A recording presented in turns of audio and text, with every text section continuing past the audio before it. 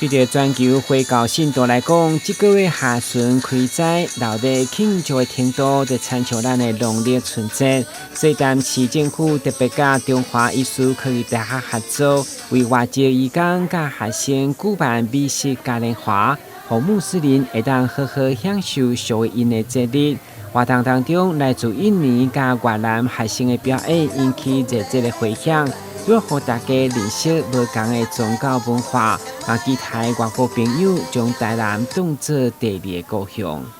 那过去30天的斋戒月，我想大家都已经经历了穆斯林的文化中间应该说伊斯兰文化中间的一个意义。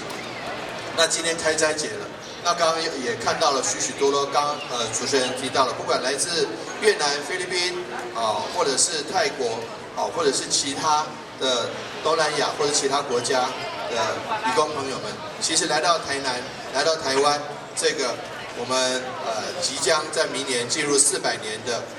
文化古都，我希望说这个文化的交流以及文化的融合，甚至交换意见，其实都是非常好的。根据了解，在台南的外籍移工大约62000人，印尼籍就占了3成。为了让这群外国学生有过节的气氛，会中学校嘛请参与管理系师生团队制作专属的料理，也是开斋祈福响宴，要甲大家响应。台南新闻郭文吉采访报道。